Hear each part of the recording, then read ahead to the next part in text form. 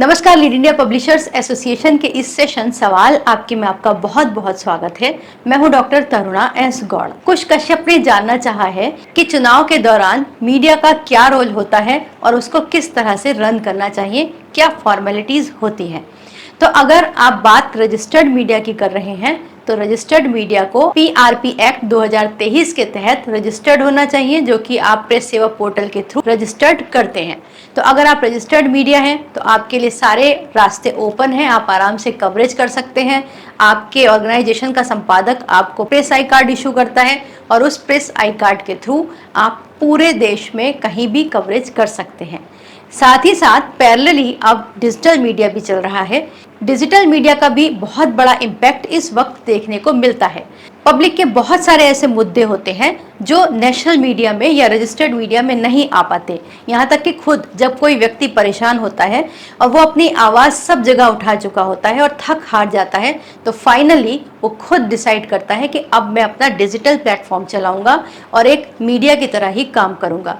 तो digital media भी इस काम को अब कर रहा है। वो स्थानीय मुद्दे उठा रहा है, लोकल जो भी चुनाव का रुझान है वो जान रहा है, पब्लिक से इंटरेक्ट कर रहा है। तो कुल मिलाकर डिजिटल मीडिया और मीडिया का बहुत बड़ा इम्पैक्ट इलेक्शन के दौरान देखने को मिल रहा है। ये ओपिनियन भी क्रिएट करने का काम कर रहे हैं।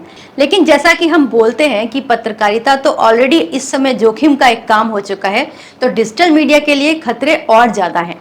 अगर केवल और केवल आप पेज के माध्यम से, यूट्यूब के माध्यम से या फिर आप अपने वेबसाइट के माध्यम से जर्नलिज्म कर रहे हैं तो थोड़ा सावधानी बरतिए। उसके कुछ रूल्स हैं जो फॉलो कीजिए। जैसे सबसे पहले आपका ऑफिशियली कोई एक नाम होना चाहिए और उस नाम को आप एमएसएमई में रजिस्टर्ड करवाइए। एमएसएमई के क्लास 63 में आपको ये एक प्लेस मिल जाता है जहां पर आप अपने चैनल को रजिस्टर्ड करवा सकते हैं एक कंपनी के तौर पर।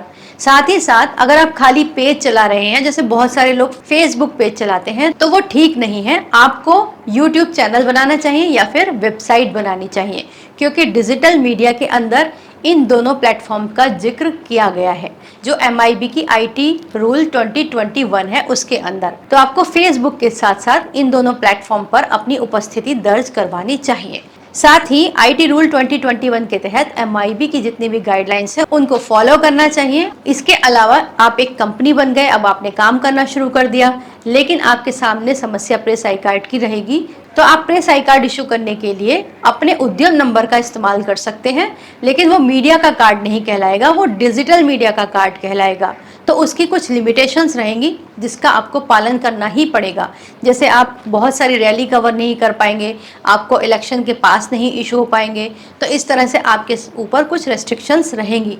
जैसे धारा 144 अगर लगी हो तो आप वहाँ पे नहीं जा सकते, आपको एक जनरल पब्लिक की तरह ही ट्रीट किया जाएगा। तो ऐसी समस्या से अगर आप निपटना चाहते हैं तो या तो आप PRP में प्रेस सेवा के थ्रू अपना अखबार रजिस्टर्ड करवा सकते हैं या फिर आप हमारे साथ मीडिया टाई अप कर सकते हैं।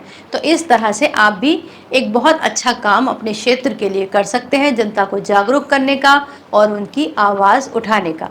इस संबंध में अगर आपका कोई भी सवाल है, आप हमसे कुछ भी पूछना चाहते हैं, तो आप अपने सवाल ज़रूर भेजिएगा। नए सवालों के जवाब देने में मुझे बहुत खुशी होगी। वीडियो देखने के लिए बहुत बहुत धन्यवाद।